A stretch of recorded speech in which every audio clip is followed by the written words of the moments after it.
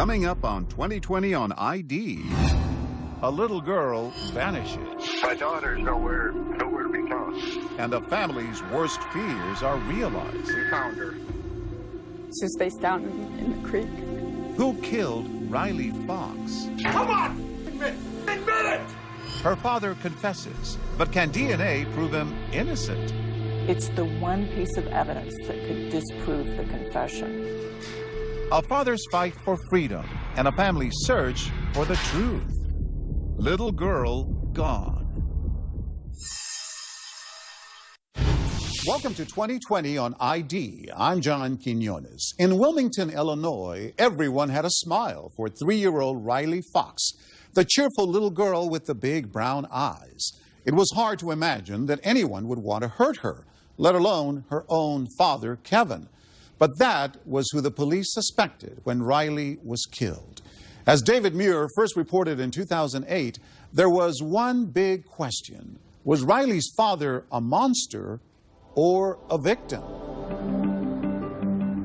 Wilmington, it was a great place to grow up. For Kev Fox, a drive through Wilmington, Illinois is bittersweet. I've had so many memories here, but one really bad one. That bad memory begins early on the morning of June 6, 2004, in this modest house where Kevin was living with his wife, Melissa. We were just a happy, young family. They had 2 children, 3-year-old Riley and 6-year-old Tyler. So Tyler came into your room and woke you up? Yeah, he shook my leg and said, "Dad." And I said, "What's up, buddy?" And he said, "Dad, Riley's gone." Melissa was away that weekend, taking part in a walk for breast cancer in Chicago, so Kevin began searching for Riley himself. He thought perhaps Riley had wandered next door to play with a friend, or maybe she was hiding in the bushes, but he couldn't find her. So then I started panicking, and then I kept telling myself, like, this can't be. 40 minutes later, Kevin called the police. I woke up this morning and my daughter's nowhere to be found. How old is she? 3? You're kidding me. The police began searching too, but found nothing. I would never, ever in a million years wish for any parent to go through it. Melissa found out about her missing little girl when she called Kevin to check in on the family. By the time she rushed home, nearly the entire town had already heard that little Riley was missing. How did people respond? Everybody was so supportive. I mean, I can't thank everyone enough. It was really unbelievable. We're a town that comes together in happiness and sadness. The turnout was a testament to just how close this community is. Kevin and Melissa Fox grew up here.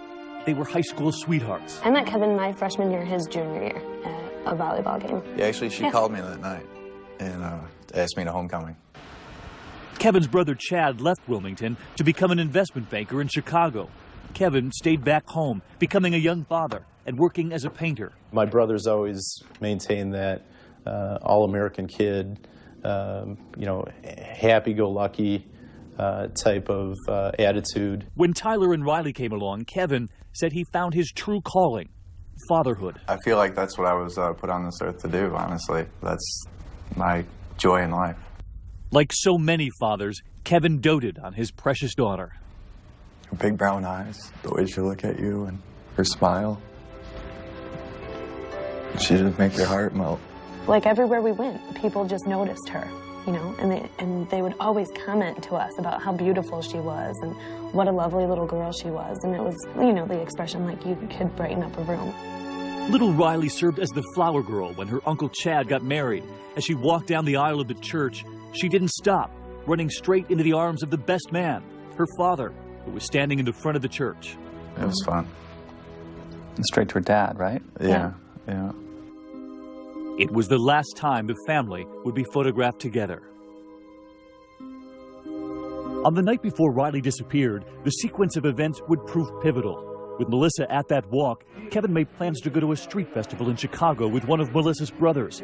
He would leave Tyler and Riley with his mother-in-law. And then we went to the festival and stayed there for a while, then went back to Wilmington. I know that you were partying somewhat. I mean, how big of an issue was alcohol that night? It wasn't a big issue at all. You know, I had some beers. I was definitely not wasted. Kevin said he couldn't drink too much because he needed to pick up the children. It was about 1 in the morning when Kevin returned home with Tyler and Riley, both fast asleep. He put Tyler on the chair in the living room and Riley on the couch, covering her with that yellow blanket. The kids were sleeping in the living room. Right. Yeah. And you went to bed. Yes. And what's the next thing that you remember? Tyler waking me up and said that Riley was gone. It was not long before the rest of the family would learn Riley was missing. Uncle Chad and his new wife were racing to the scene. When we pulled into town, there were searchers out in the woods. You know, and I knew it wasn't very good at that point. At about 3:30 that afternoon, volunteers Christine Lopez and Lisa Romano were searching along the banks of this creek, a 2.5-mile drive from the Fox house. I can't even explain it. I just had this really bad feeling about this place, and that's why I came here. We went in a little ways and the brush started getting thicker. And then Christine noticed what she first thought was a bag of groceries in the water. And that's when I saw her. She was face down in the creek. The police were called immediately, but it would be some time before Kevin and Melissa would learn of their daughter's death. Police brought them in for questioning before they got the news. Do you remember the moment that you found out? I think we just both collapsed. But it was just crushing. I couldn't even imagine what life would be like without her. I think like I punched the wall a couple times, the black wall. I didn't want to believe it. It would be hard to imagine a grislier crime. Riley had been sexually assaulted, bound and gagged with duct tape, and then drowned. Through their grief, the family resolved to find the killer. I want to do what I can for Riley. She's not here anymore, but she's still my daughter. But what Kevin and Melissa did not know was that police were beginning to suspect that the killer was closer to their home than anyone ever imagined. When we return.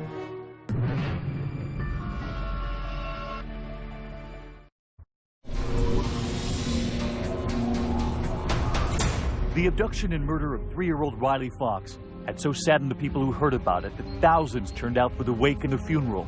The steady stream of mourners even outnumbered the population of Wilmington. We don't have a lot of those cases, but it just terrifies the community. Professor Ann Burgess of Boston College has worked with the FBI, profiling the kind of people who would commit such a horrific crime. She was thrown into the water alive, and so that the haunting factor always is, how long was she alive? Riley's body was found just outside the town, and because of that, the investigation would be taken over by the Will County Sheriff's Office. And as is typical in cases like this one, Riley's parents, Melissa and Kevin, and the rest of the family all agreed to be questioned and to provide DNA samples. An investigation initially is supposed to look at family and friends and exclude them. Melissa and Kevin even allow investigators to interview their son Tyler. Okay, how old are you, Tyler? 6. 6 years old? Tyler was asleep next to Riley in the living room, seen here on the crime scene video. Police thought the little boy might offer some new clues in the case. Where were you sleeping? On the chip. From the beginning, the Foxes believed it was an intruder who came into their house and kidnapped Riley. It's very hard to accept still that that I was home and someone came in my house and took my daughter. But investigators believe the intruder theory doesn't ring true. They don't believe the house showed any signs of forced entry. And more importantly, they think it would take a great deal of planning or luck for the killer to be able to sneak into the house and snatch Riley during the few hours when her father was asleep and on the one night when her mother was not home. It's pretty risky to do. Dardick covered the case for the Chicago Tribune. Go into someone's home in the middle of the night, take the child, and exit while other people are there. So while investigators put some energy into that intruder theory, canvassing the neighborhood and interviewing local sex offenders, the sheriff's detectives instead grow more and more interested in the last known adult to see Riley alive, her father. In fact, investigators have been watching Kevin from the beginning. This is surveillance video taken at Riley's funeral. When you would hear of all the questions being asked about Kevin, was there ever, a quiet, dark moment when you thought, is my husband capable of this? Absolutely not. No. I know Kevin way too well. I've watched him be a parent to our children every day. I'm not the kind of girl that if I thought that for a second that I would keep it a secret to protect him. Because I made Riley. Like, she's a part of me. And I would not protect someone if I thought that they had anything to do with harming her. Not for a second. Did you have anything to do with the death of your daughter? Not at all. Not at all. But investigators are not convinced. They take special interest in a security video from a gas station located between the Fox home and the creek where Riley was found. Investigators believe it shows a car similar to Kevin Fox's Ford Escape, passing the station around the time of the murder. Having Kevin on their list of suspects, they thought, well, if we can show that his car was out at a time in the middle of the night when he said that it wasn't, that would be good evidence to have in the case. And police believe there was another lingering question. Just why did Kevin wait 40 minutes after realizing his little girl was missing before calling the police? Yeah, I was wondering if you'd send an officer over. Well, the police think that any father whose child is missing should immediately call 911. The only time that I was taught growing up to call 911 is if there's a fire, you know, like big events like that. I never thought my daughter was kidnapped. Never in 1,000 years. As the summer was on and with no named suspects, Kevin's brother, Dad, began urging him to get a lawyer. No obligation, no admission of guilt or anything. I mean, it's just the right thing to do. I got really upset with him. I got mad at him, saying, you know, why do I need to talk to the attorney? I did nothing. And I felt pretty hopeless. And at that point, I hate to say it, I gave up. And as the weather begins to cool, so does much of the public support for the Foxes. A blistering TV report portrays them as partiers, apparently indifferent to the death of their baby girl. The shots they drop, she's got a new diamond ring, doesn't seem to be behavior of grieving parents. And the rumors start swirling. Could you sense that the community was turning at all? Absolutely. I mean, we went from being the victims of the crime and having everybody's sympathy to all of a sudden we were bad people. It was awful. And there was another dynamic at play. As the chief prosecutor, Jeff Tomczak, was dealing with increasing pressure to solve the case, he was also fighting for his political life. Election day was approaching. Tomczak seemed to be in an increasingly losing battle for the state's attorney's race. Would a high-profile arrest help? A week before that election, Melissa and Kevin get a phone call. They say Will County detectives told them there's something new in the case. The parents head to the station, believing there's finally a break, but they would soon be in for something else. They separated us. They took her down a hallway, and they took me. It was like a room up on a stage. You walk up the stairs, and then it was real small room. And there, the interrogation would begin. And then they were asking me about the night, and then all of a sudden, out of nowhere, he looked at me and said, "We have reason to believe that you killed Riley." I yelled out, "Are you joking?" And that's when I freaked out. I stood up and started pointing in his face, saying that, "You know I didn't do this." Kevin says over the next 14 hours, he is grilled about the murder of his own daughter. What kinds of things did they do to you? They broke me down mentally, physically, emotionally. But I stayed strong. I knew I denied everything. They asked you, will you take a polygraph test? They kept on saying that they knew I'd flunked the polygraph test. And so you said, I'll take it. It's kind of like they're egging me on. Kevin agrees to take the test, but he flunks. And by the time dawn breaks, Kevin Fox breaks too. Now police say Fox has given a videotaped statement implicating himself. Law enforcement Kevin confesses to police, offering a statement in which he admits to killing Riley in a bizarre fashion. He gets up in the middle of the night. He goes into his bathroom.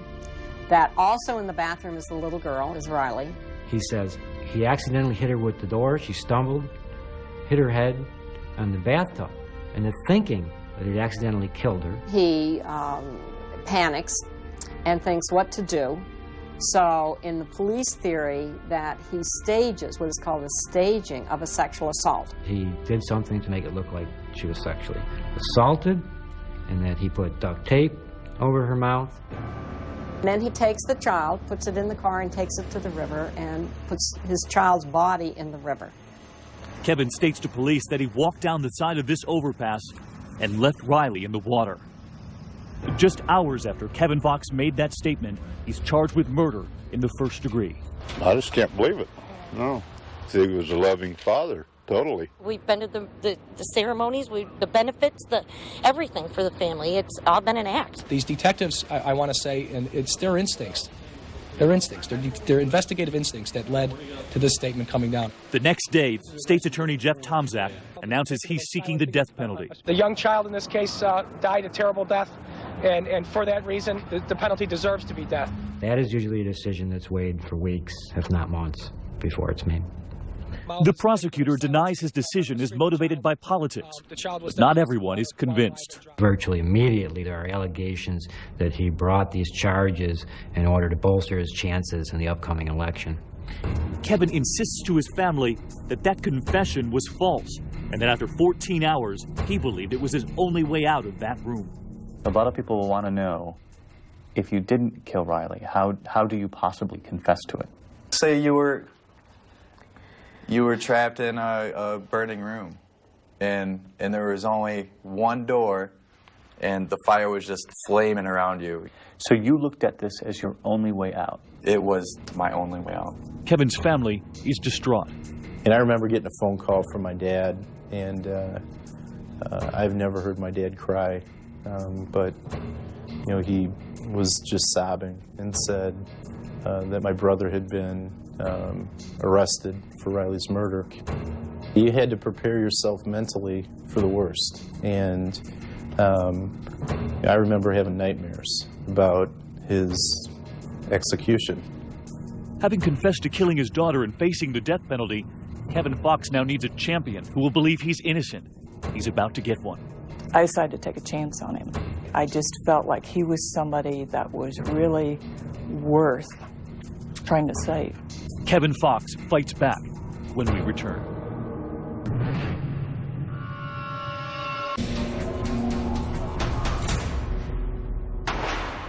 I like shooting a big gun like this because it's very powerful, and I like mastering it. It would be fair to say that defense attorney Kathleen Zellner is always up for a good fight. Kathleen Zellner is something of a legend in the state of Illinois. Over the years, she's built a reputation for freeing the wrongfully accused with DNA evidence. But that reputation was not made by picking risky clients. I decided a long time ago I did not want to defend people that I thought were guilty. The morning Kevin Fox is arrested, his brother Chad goes to Zellner begging her for help. I wasn't going to let my brother be executed before I died. I'm supposed to die first. I'm older. After just a single meeting with Kevin Fox at the Will County Jail, Kathleen Zellner agrees to take the case. I was as close to him as I am to you. I really was studying his face and everything. I mean, that's not foolproof, but you can tell a lot. And he told me in that first interview the entire story of his interrogation. He described in detail his version of what had happened and what had led him to agree to their story. And just looking at him and listening to him, I decided I was going to take a chance with him. But it wasn't just Kevin's recounting of the interrogation that led Kathleen Zellner to believe him. Kevin Fox had no history of child abuse and a family who says he was a caring father. What was Kevin like as dad? I think a really just great dad, really hands-on, always was. So Zellner believes Kevin when he says his confession was coerced. It fit perfectly. It was a classic case of a false confession. How can a father falsely confess to murdering his own child? That's the thing that's so difficult for people to understand, but it does happen. Kevin Fox had lost his daughter. She had died. He was unbelievably traumatized by that. Zellner says that trauma made Kevin vulnerable to what she calls psychological manipulation by interrogators. 14 hours worth, she maintains. Hello, my name is Anthony Ambergia. Portray. And I'm portraying Detective Swearingen. And she would later shoot this recreation of the questioning based on Kevin's recollection. I didn't kill my daughter, though. Yes, you did. No, I didn't. Don't lie to me. You killed your daughter. Don't lie to me. They won't let him leave. They tell him to sit down. Then they start what's basically just a shouting match. Daughter murderer. Come on, admit it. Admit it. Don't be wasting our time. Look at me in the eyes. Don't waste my time! The cop had handcuffs, and he was pounding them on the table right in front of me, leaning down my face, and practically spitting on my face, yelling, you know, you're worthless, you're a terrible father. It was very intense, very intense. Kevin says the detectives then showed him photos of his own daughter's dead body and refused to let him speak to his father or a lawyer. Kevin claims they made graphic threats like this. I know people in jail, and I'm going to make sure you get every night. He'd have me raped every day I was in there if I didn't say anything. He thought this was his only way out. Can you tell me another way out? What would you do? But police say Kevin's account of that interrogation was exaggerated and inaccurate, that he failed the polygraph test. But some offer another explanation. It is pretty much polygraph 101, that you would not want to test a subject who had been interrogated for hours. Polygraph expert Fred Hunter has years of experience working for both Will County and Kathleen Zellner. He says a polygraph given to someone interrogated for so long would very likely produce false results. The validity of any test results after that are going to be tainted. But it was more than just the length of the interrogation or the polygraph under duress. It was the content of Kevin's statement, which Zellner found most suspicious. None of it made any sense. He told, in the details he gave, an absolutely impossible story. Impossible, she believed, on many fronts. If Kevin Fox had really accidentally hurt his daughter inside the home, then why didn't he take her to the hospital or simply call an ambulance? And if he drove off with the little girl, then why was no forensic evidence found inside the car? And lastly, Zellner had serious questions about the story involving the bridge. Kevin Fox told police that he brought daughter Riley to the bridge and then walked on the steep embankment to the water's edge. And that's where he said he put the little girl's body into the creek, a notion Zellner considers preposterous. I mean, the chances he could have come down that side are pretty remote. And it wasn't just the steepness of the slope on the water's edge. Zellner also thought the current there on the south side of the bridge was too weak to carry Riley's body so far. A 30-pound bag simulating the body of 3-year-old Riley Fox. Zellner conducted her own test at the creek. Police gave a scenario of what happened, and that's what we're checking out. She said it proved a body dropped at that site couldn't have drifted to the location where Riley Fox's body was discovered by those volunteer searchers. You couldn't float anything under from the south side. She also cast a critical eye on that fuzzy video of the car seen passing the gas station that night. They really actually believed that this was strong evidence, and that tells you everything about this case. Did it look like his car? No, it did not. The wheelbase is short. The angle of the windshield is different. You would have to have the license plate or a very clear picture of his face to ever have that hold up in court. Perhaps all of this could help establish reasonable doubt in a juror's mind. But still, that troublesome confession. And Zellner knows the odds are stacked against her client. Even knowing, the confession wasn't corroborated, that we could do all of these things at trial, no matter how good an attorney I am, and I actually think I'm quite a good attorney, he was going to be convicted. So as you're sitting there with your client, what are you thinking are his chances? I felt like I was looking at a dead man.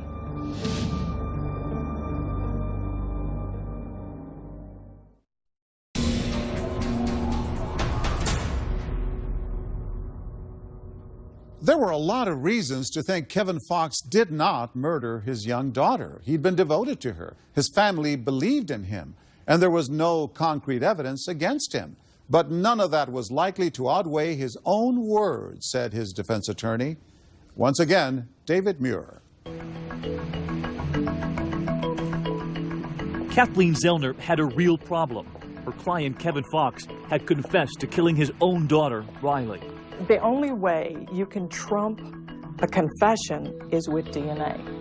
You've got to have DNA. But Riley Fox's body was in the water for hours. And when a body is found in water, it is much harder to retrieve a DNA profile that will lead back to the killer. Zellner feared she'd robbed of the silver bullet, which had worked for her so often in the past. And you thought any chance at DNA had washed down the river? I thought it would take a miracle for us to find DNA. And Zellner was right. The tests came back negative for blood and semen. There wasn't enough there. And inconclusive for saliva found on Riley's body. Inconclusive. Meaning what? The entire case was would soon hinge on that one word. Well, I didn't know what it meant, but I had exactly that reaction. I'm not sure what this means. So I called my DNA scientist, Carl Reich. Ms. Zellner asked me to interpret the language of the report. Dr. Carl Reich, who runs a private Chicago area lab, told Zellner that the word inconclusive was actually cause for hope. Because inconclusive doesn't mean there's no DNA. It simply means it hasn't been read. The equipment might not have been sophisticated enough to pick up on what little DNA there was. Another kind of DNA testing, called YSTR testing, could certainly be possible and might in fact be the right kind of testing for this case. YSTR testing analyzes the Y chromosome, which is nearly identical in males of the same lineage. The Y is the male, and you can test very small amounts. With just that partial profile, they can't fully identify the criminal, but there is enough to eliminate a suspect with 100% certainty, perhaps Kevin Fox or any male member of his family. It's a well-established technique. That kind of test was valid in court, but neither state nor FBI was yet using it. Now they can do it, but they couldn't do it then. He said, you've got to get this to a private lab. Zellner gets the Will County prosecutor to agree to send the samples to this respected lab in Virginia. But she told her client it was still a long shot, that the sample from the river that day was so small, so negligible, the chances they would glean anything from it were slim. So your only fear at that point There won't be enough. is that there wouldn't be enough. Yes, exactly. That's the only thing I'm concerned about. Will there be enough? Because I know he's innocent. It would take months to get her answer. Bureaucracy holds up the DNA samples. Everyone assumes from watching television or from their wishes that it goes very quickly and the entire process can be resolved rapidly in some short time, like an hour. Unfortunately, neither the law nor the lab is very quick. For the first 2 months, Kevin sits in the prison infirmary for his own safety. He's often threatened by others in jail. They put me in medical because it was such a high-profile case that they didn't want me in the population. And then everyone from the population, they'd act like they were sick or something just so they could come up and get a glimpse of me. I was like a zoo animal, I guess, where people just wanted to just see me in a cell. Would they say anything to you? Oh, yeah, yeah.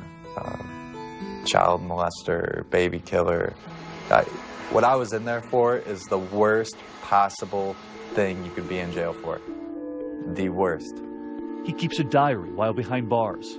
I should not be here at all. I was the furthest person to do this to Riley, but yet here I am. Ever since I got to protective custody, I've been more depressed than ever. I don't exercise. All I do is cry and sleep. But Kevin manages to survive in jail. Hello. And 8 months after his arrest, his attorney, Kathleen Zellner, finally gets that long-awaited phone call from the DNA testing lab. The analysis of the sample from Riley's body found in that river is now complete. I pick up the phone and she said, Kathleen, I've got the profile done. There was enough DNA. I've excluded your client. And you're saying? I said, well, you just saved somebody's life. Kathleen then races to the Will County Jail to tell Kevin. The accused father is stunned. She said, we got the test results back for the DNA and it wasn't a match for you. And it's something in those terms. And I just looked at her and I said, okay. And then I could see her expression like, wow, he's handling it pretty good. And we talked for like, I don't know, like 3, 4, 5 more minutes. And then she started walking out and then I stood up. And then when I went to grab the door handle to get out, that's when it hit me that I was going home and my name would finally be cleared. And I just collapsed. I think it just hit him that it was really over. And his whole body was just sobbing. With the case of Kevin Fox collapsing, the new head prosecutor, Jim Lasco, who won that election, holds an immediate court hearing. Kevin Fox, who could have faced the death penalty, is released.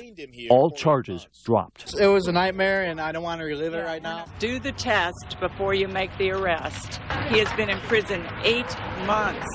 For 8 months, were you dreaming of that moment? Oh, yeah, yeah. It's definitely surreal. Riley loved Kevin more than I can't even put it into words. And I feel like it was a miracle that there was DNA, and it is a miracle that Kevin is sitting here right now. But the case that had shattered this community was far from over. Now had come the time for Kathleen Zellner to switch from defense attorney to offense, pursuing a massive lawsuit brought on by Kevin and Melissa Fox against Will County. The Fox family claimed that the investigators who first came to this neighborhood didn't just make innocent mistakes. They believe those investigators were out to convict Kevin Fox from the beginning. So this entire tag team of detectives... They know he didn't do it. Zellner was convinced because she says she retraced the detective steps. That DNA had been sent on to the FBI, which is often the case when DNA samples need further testing and state crime labs aren't equipped to do it. But in this case, FBI records show that all additional DNA analyses were discontinued once Kevin offered that confession. The FBI stated that a Will County investigator told them to stop, despite that inconclusive finding. That question still hanging over the case. Why would you discontinue the DNA? It's the one piece of evidence that could disprove the confession. That could have set him free. That could have set him free. The detectives denied that accusation, but Zellner said it went even further. The cops, she argued, deliberately ignored evidence seen here on the crime scene video. Evidence suggesting an intruder was in the house. This is one of the most extraordinary things in the case. The back door is standing open. We know that's how the intruder came in, because the lock was broken. This window, the reason we think the killer was in the house, one of the reasons is this window was open from the inside. They're looking for an exit route, and they realize the outside window is screwed down. None of that was ever fingerprinted, nor was that blanket used to cover Riley that night. The blanket that Riley had been asleep and rolled up in, and the killer had touched. They didn't even take it and test it. But was that intruder theory the family kept pushing too far-fetched? Professor Ann Burgess, who testified on behalf of the Foxes at the civil trial, says cases involving intruders are not as rare as many think. There are many cases where an intruder comes in and takes a child. Elizabeth Smart, absolutely. Perfect case, yes. Elizabeth Smart was taken from her bedroom at knife point by Brian David Mitchell, a.k.a. Emmanuel. It can happen. In the John Benet Ramsey case, the detectives once discounted the intruder theory as well. A lead investigator even wrote a book arguing that John Benet's death was an accident quickly staged to look like a murder. In fact, Zellner thinks that's what inspired investigators in this case to adopt their own accident theory. So you believe that entire scenario was made up by the detectives? Absolutely, without question. A bold claim for sure, and to convince the jury of it, Zellner would turn back to this videotape, the interrogation of 6-year-old Tyler. So Dad doesn't like it when you cry? What else would make Dad so mad? You'll remember it was just weeks after Riley's murder that police questioned her brother, Tyler. What Kevin and Melissa said wasn't until long after that they saw what happened during that interrogation. When you woke up, what did you see? What was the very first thing you saw when you woke up from your chair? Zellner says the tape reveals just how badly the police wanted Tyler to point the finger at his own father. When Daddy put Riley's jams on her, was he angry? No. They were really going down the avenue of, didn't you see your father take Riley and go out of the house? And how many times did they try to get him to talk about his dad? We counted 168 times that he's asked and that he shakes his head no, like he's doing now. You said he went outside. Was he with somebody? No. Did Riley go with him for a little bit? No. He's trying to tell her he doesn't know anything, and she just won't stop. And if you watch this interview, the poor child, the brother, is just getting more and more upset. Okay, is there something you know about Riley? No. Is there something you know about how she left the house? No. So if it is, it's okay to say it, Jenny. You know you're real upset. What's upsetting you right now? When you look at that video, that interrogation of that little boy, I think what you see in that is just purely evil. They take this child who's in this horrible situation, and they are trying to manipulate him to help them frame his father. It is despicable. But the police will say this was just their genuine attempt to see if Tyler knew anything. Today, Tyler doesn't talk much about his time spent in that room. She made me cry. I had just lost a child, and to see the way that they decided to treat the one that I still had, it was really terrible. It shouldn't have happened. The interviewer on that tape settled with the Foxes out of court and denied any wrongdoing. But the Will County detectives went to trial. Melissa had a lot of reservations about it because she just want to relive the whole thing. And I was saying, you know, Kevin, do you want to do this? And he was saying, yes, I want to go to trial, and I don't care if I only win $1. He said, I want my reputation back. After weeks of testimony, a jury would decide whether Kevin West was just a bluff or a full-blown frame job. The verdict when we return.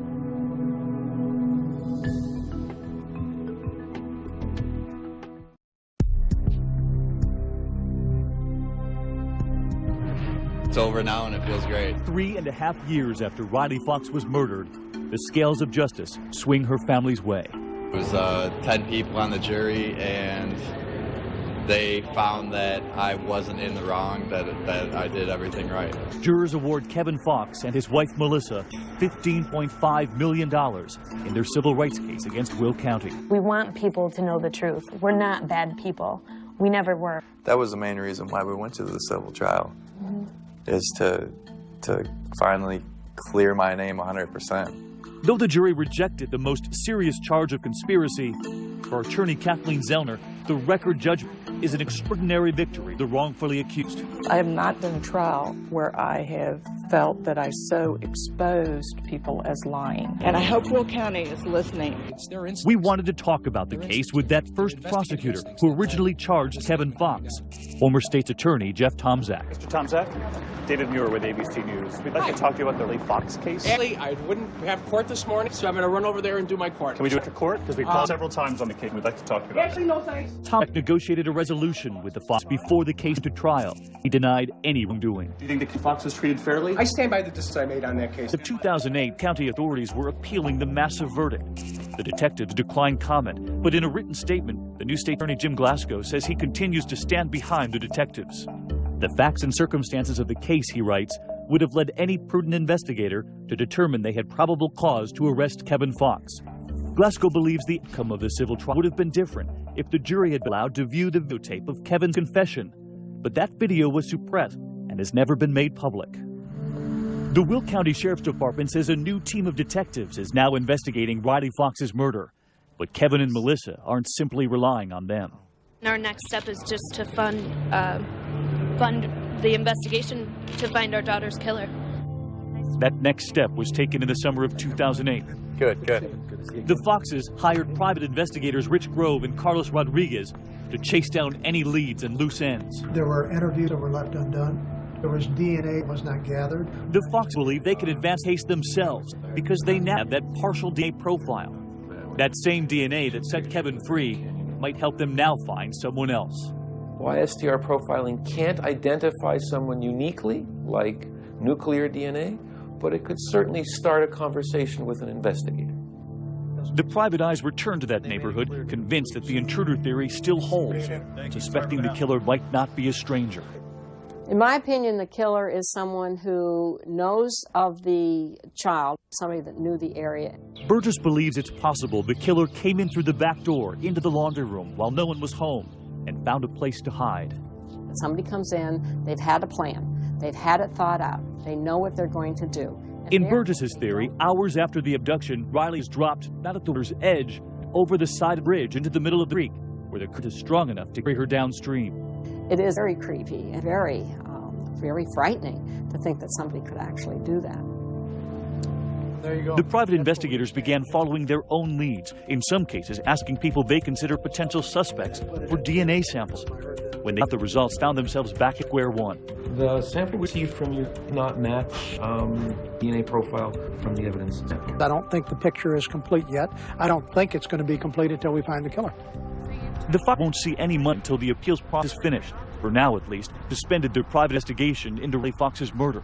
But Kathleen Downer believes her client has already something very visible: reputation. Winning that for him transformed him from somebody that people just identified as, oh, that's that guy that said he killed his daughter, when everyone understood what had led to that, what they had done to him. They had DNA, they should have tested it, and our family would have never been put in the position that we were put in. And that's why we're telling our story, because this needs to stop. But even after the DNA and the civil jury's verdict, there remain some people in Wilmington who still believe Kevin Fox killed his daughter. There are people out there that still have made up their minds against Kevin. That's one why the Foxes have to another Chicago suburb, and why it is still for Kevin to go home. It hurts that some people around here understand. But for all they lost and all they've endured, Kevin and Melissa turned their newest gift. I'm dizzy too. In March of 2006, the third child is born, a daughter they named Tegan. Tegan does remind me a lot of Riley personality. They're kind of the same. But we miss her. Every day is a struggle. To know that you had something so wonderful in your life and someone took it. How do you move forward as a dad? Just be thankful for what I have right now. I have a beautiful daughter at home, a son, and a beautiful wife. You never know what's going to happen, so I have no regrets and just enjoy what you have. In 2010, a local man named Scott Eby confessed and pled guilty to the murder of Riley Fox.